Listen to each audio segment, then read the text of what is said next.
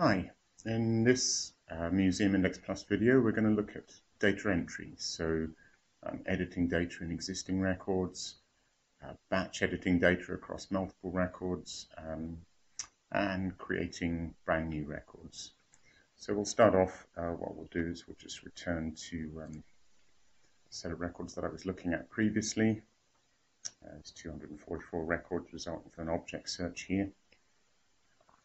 So in its simplest form, if I just want to correct some of the data in this record or to amend or extend it, I can just click on a section heading. So if I want to edit some of the data in the identification and production section here, just click on that section heading. And what that will do is open up a data entry form on the right hand side, hopefully. So I can continue to see all the data on the left, but I've now opened up that section for editing on the right. Only one user can edit a record at any one time, so I now have this entire record locked for editing. If somebody else within the institution tries to edit this record, they'll get a message about the record being busy, and they just need to try again later, really. So we have a number of different types of field within our database. We have single line free text fields used for things like, well, here we've got the whole object number. We have lists of single free text values. So for example, an object can have multiple object names, and each one of these, I can theoretically enter many object names, and each one, again, is just a single free text value. I can type anything I like into these boxes. We have multi-line values for notes and descriptive fields, so the brief description here. I could continue to, it's a missing full stop actually, so I could add that. And here's some more data. When I'm doing, when I'm entering text, all the normal Windows, standard Windows conventions apply, so, I can double click words to highlight them. I can delete, and there's a sort of undo, redo facility. If I want more space, so I've got 3 or 4 lines visible on here, but I can open up these free text fields into a much larger text entry area. There's no limit on the amount of text that I can put into these fields. Everything's indexed and searchable, as we've seen in previous video. There's basic markup within here, so I can, for example, highlight a word like mythology and embolden it, highlight another word and italicize it, and these bits of markup will be carried through to the website if you end up publishing this data on the web. I can highlight that and remove all the markup in that highlighted section. There's very sort of straightforward access to commonly used special characters, which I can just pick from the pick list there. The whole system actually is Unicode, so you can also enter foreign character sets. I can put in Arabic and Chinese and mix those freely in these free text fields. I don't have any special keyboards attached in front of me here, so I can't just start typing in Chinese for you. You can copy and paste from inscriptions on websites and so on. I might cover some of the special features like Unicode in a subsequent video. There's a spell checker built in. Let me just misspell one of these words. If I misspell that, if I spell check this record, I get a fairly standard spell checking pop-up here where I can add words to my dictionary. I can ignore this spelling mistake or change it. Okay, that'll do. Let's ignore that one. That's finished. Moving on down, we have what we'll see a lot of on the data entry form is this type of data entry component where we have a group of fields. In this case, this is the title. Let's go down to one that's more common, perhaps. Let's look at, object production date will do. So in theory, an object might have multiple dates involved in its production. In this case, this particular design was drawn circa 1510 to 1561. There might be a second date involved in the production. So what I'll do is I'll click here to add another entry. And let's suppose that in 1509, let's pick something that happened in 1509. Suppose it was designed in 1509.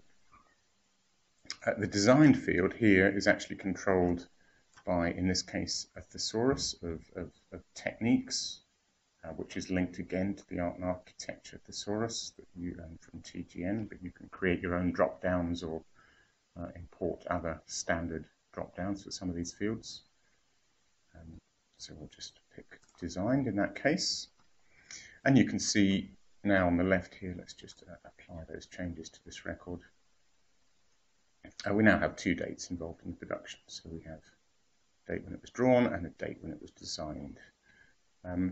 While I'm filling in one of these date fields, I'll just show you some of the date facilities. So here I've typed in a year, and the system has just interpreted that to the start and end range of the year. I could type in, for example, circa 1500, and again there's an interpretation of what circa 1500 means. I could do circa 1590s, and again there's an interpretation on that. I could type things like mid 16th century, and each of these phrases are recognised and interpreted. And you can see if I misspell it, if I get rid of the Y, then there's a date syntax error. So I have to enter dates that it understands. And the reason for this interpretation, you'll probably have seen if you watch the searching video, but it's so that it's got a recognisable date range that it can do range searching on.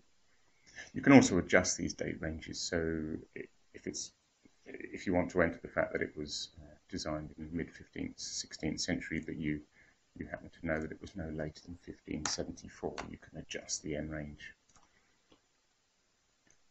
As I said before, some fields like the role here is controlled by a drop-down. Let's look at another field to illustrate that. Suppose I wanted to enter a field in the materials field in the description dimensions section. Just click on that heading and that takes me into that section. So here the materials, if I drop this down, pen and ink, let's enter another material. Let's see what we've got actually. Wash paper. So let's do a drop down on paper. Let's add one more. Let's suppose it's also got some copper in it. I don't know, maybe there's a copper backing on it. So if I enter copper and press return, it'll look in the thesaurus and find various matches for copper. We could decide in the end to go with brass alloy.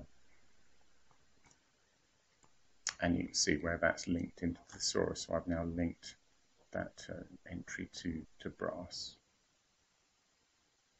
With these repeating groups of fields, let's just delete that again. You can delete entries. You can step up and down those entries. You may have noticed as I'm moving the cursor around as I hover over fields, there's help text, which comes directly from the Spectrum standard. There's a brief description of what the field's meant to be used for, and if you right-click on a field and pick Help, then there's detailed help text.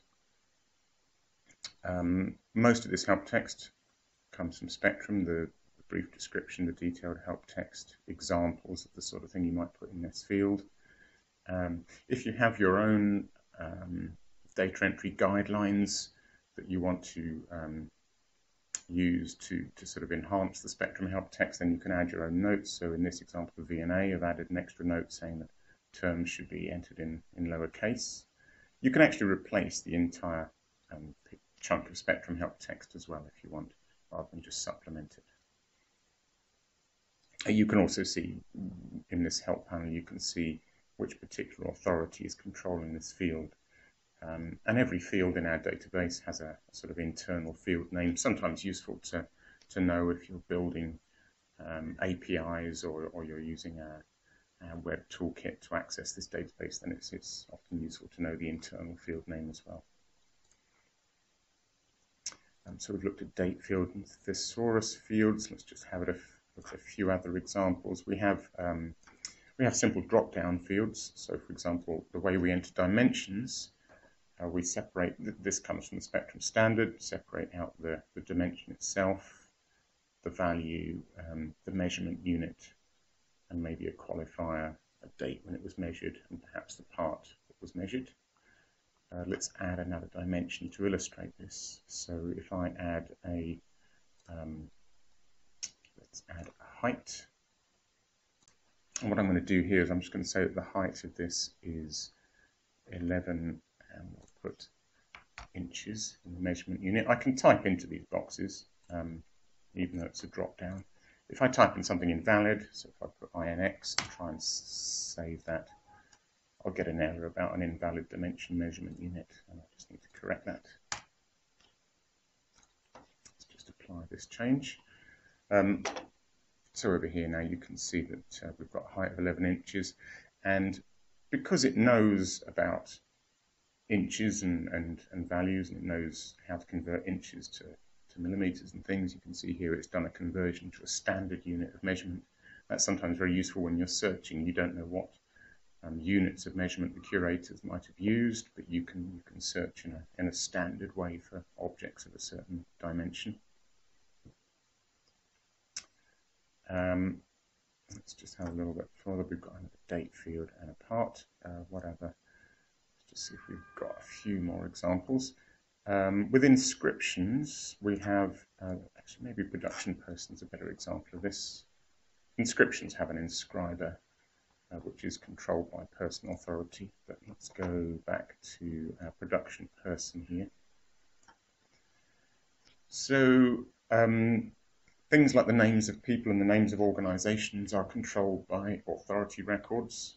So all the biographical information about any of the artists involved in your collection, you put that information in one place. So what I'm going to do is just add another production person. Let's say this was the maker. And the name of this person. So there's a number of things I can do here. If I know the name of the person, I can just type it in and press return. And in this instance, I only have one John Smith. Doesn't necessarily mean it's the right John Smith, so it shows me additional information that I can hopefully use to confirm that it's the right person.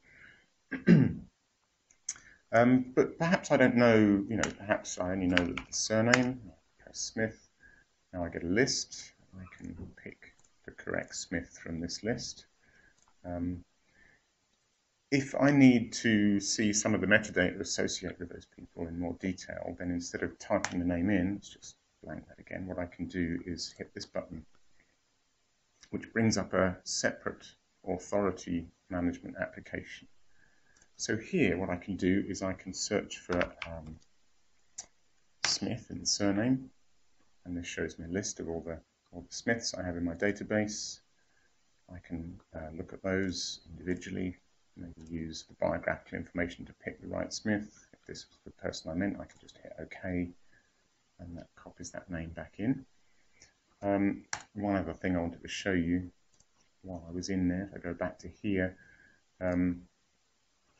if I search for Smith again and it's kind of none of these people and I'm sure it's Smith, and I start to think, well, maybe it's a different spelling of Smith, what I can do is pick what's called a SoundX search rather than a text search. And that uses an algorithm designed to encode, it's designed to encode names in a way for similar sounding names. So here we've got these Smiths. If there was a Smith spelt with a Y, there isn't actually, oh no, there's one. Then it'll include those as well. So that's useful when you don't know exactly how somebody's name is spelt. Once I commit that data, so if I apply that, then if we have a look down here, the name of that person is now tied to the authority. And as I illustrated in a previous video, I can just click on that link to show any additional information we know about that person. In this case, we don't know anything else. I think that's the basic types of field. We've shown drop-down fields and lists. Some fields are read-only, so number of parts, although it's a standard spectrum field, it's actually calculated in MuseumIndex Plus because you enter the parts explicitly, so it knows how many parts are in this object. So there are some fields that will be read-only. In addition, everything is controlled by permission, so there may be fields you don't have permission to update, and those will appear read-only again, and you won't be able to change those. When I've been doing the editing, I've been hitting the apply button here, and basically what apply does is it writes those changes permanently back to the database,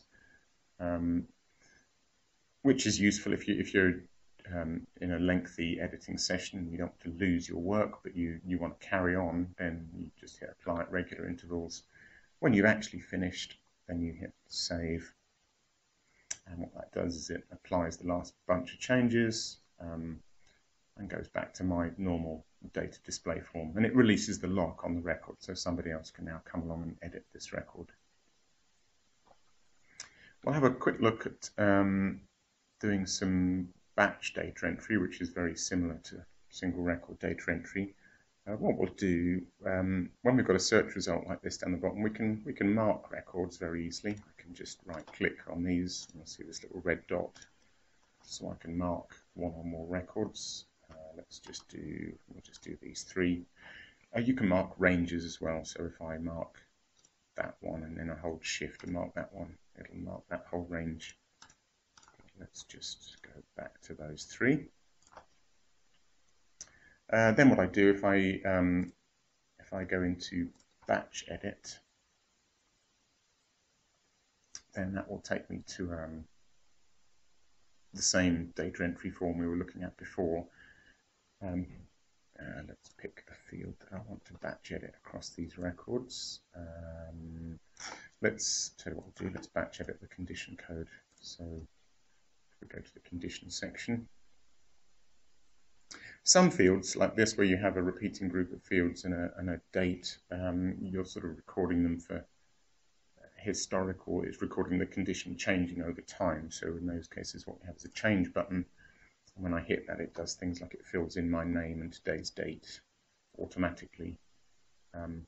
Certain dates like this, obviously, you wouldn't say that you've done a condition check mid-16th century, so it doesn't use that kind of text interpretation for dates. It has a kind of standard calendar control in these cases. So let's say that it was re-measured for demonstration purposes, and I'll give all three of those records a condition code of good. And so what I can do is I can choose to apply that set of condition fields across all three of my marked records. So now when I hit apply, I could batch edit multiple fields if I wanted to, in this case just doing the condition code across, I don't remember marking 4 records. Oh, hang on, let's just cancel that. Didn't really need to do that one. Let's just undo the mark there. Right, batch edit, condition code across 3 marked records. And what that will do is gather up all the changes I've made to this record and then update those 3. In theory, there could be errors. One of those records might be locked by another user who's currently editing it. There might be a conflict with some other data that produces some kind of validation error. So you get a log file which you can look at the end of the run. I'll just do that, although in this case there weren't any errors.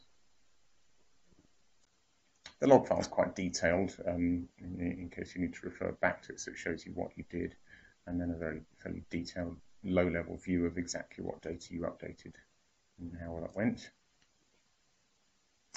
So that's basic editing and batch editing. What I'll now show you is how to create brand new records. I'll go back to the home screen to start that process. So what I'm going to do is create a completely new object. So we get a blank data entry form. With objects, what we do is we start by filling in the inventory information. So every object has to have a responsible department. These kind of validations, these issues to do with mandatory fields, you can configure the system to turn them off. but this is a fairly standard setup, so we'll pick a department, and then we go into the parts. As I said before, an object can have multiple parts. What I'll do in this instance is catalogue a cup and saucer as if it were a single object. So we add the first part, which is ceramics. This is a slightly unusual arrangement, which we've kind of turned on for the Victoria and Albert Museum. A few other people have this system. Theoretically, different parts of the same object might be owned by different departments. It's rare, but it can happen. So the object number, which is the most important field. The format of the object number is something we reconfigure for every museum. Everybody catalogues these things differently. For the Victoria and Albert Museum, this is a fairly standard setup, but there's the idea of a prefix, a number, a year, and then maybe an extension, sub-extension for parts. So this is going to be part 1. And then let's just finish. Let's say this is the cup. This field is tied into an authority, so when I press return, I get the AAT up, and I just go with fairly standard cup. And let's just say that this is a white china cup. I'll leave the location blank for now, and we'll come back onto location in a minute maybe. Let's add a second part. If the parts are similar, I can just duplicate the first part. So yeah, we'll copy that, and then we'll just change a couple of things. So the extension is going to be 2, the name is going to be saucer, and it's going to be a white china saucer. Okay, so I've now got my object in 2 parts. We're going to some of the cataloguing fields. This first section here, it's not something we've covered. I think we'll maybe cover it in more detail in another video, but for an object in multiple parts, you can create what we call aspects. Every object has a whole aspect, so you can say things about the whole object. But I could also say some particular things about just the saucer. For example, I might record the dimensions of the saucer separately from that of the whole object. Let's go on to the next section. We can give it a whole object number. So, you know, the parts are 123.1 and 123.2. The whole object, in this case, we're just going to have as C123 2014. Because of historical numbering reasons and you know, various reasons I'm sure a lot of you listening to this will be familiar with, object numbering isn't 100% consistent, and so the system allows you to have a different whole object number from the parts, perhaps. The whole object name, this is actually free text rather than being controlled, and the reason for that is it allows you to enter a phrase like cup and saucer. Oops. Cup and saucer is the object name there. Let's just say there's a cheap white china cup and saucer. Probably not going to have a title for our object. Let's just fill in a few other things. Let's say that it was made in London.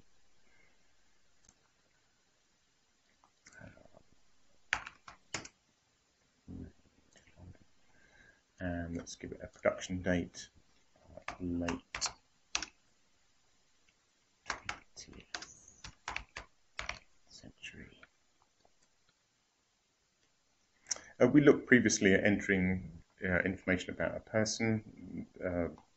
The same can be said about an organisation. So happens to be the cup I'm drinking from at the moment. I don't know if we've got IKEA as an organisation. We could enter one. Let's just do that briefly. So I can create a new authority record at any time.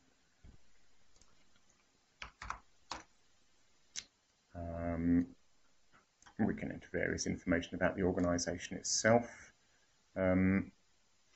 Maybe we'll cover this in more detail later, but this is basically this name. So IKEA, we can use it in various ways. You know, IKEA business basically means that the company might have been involved as a donor or lender. Artist, obviously in this case they're a manufacturer. A subject, we might have a painting of IKEA. That'll do. So we've got a record for IKEA, and I can now say that this object is made by IKEA. We can go on filling this in as much as we like. Let's do a couple of other things. Let's just give it some materials. So we'll say that it's made of China. Unlikely for IKEA, but we'll say it's bone china. And let's just give it some dimensions. So we might, for example, say that the height of the cup and saucer is what is going to be about 6 inches. So there we go. I'll save that. And that's now created a new database, a new record in the database that is immediately available for everyone else to search. Now, if I now do a search up here for cup and saucer, I expect there's a few here already, but there's my one.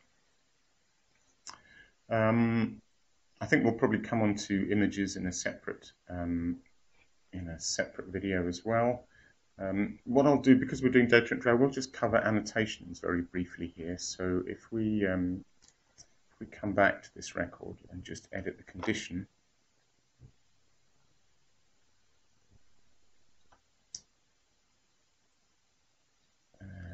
and let's fill in a condition code of fair with today's date. Let's just say that I was the person who recorded that information. So subsequently, what might happen is that a different curator comes along to this record, and they're looking at this information, and they perhaps are not sure why the condition that's been recorded is fair, and they want to add a qualifying note to that. So they can re-edit the condition information, pick the field that they want, and you can add an annotation to a particular, any particular value. So you can add an annotation to the third inscription, or the second object production person, or one of the dimensions. In this case, I'm going to add an annotation to this condition. So I'll do it with this little flag here. Let's just bring this on screen. Annotations, you can have all sorts of different types of annotations.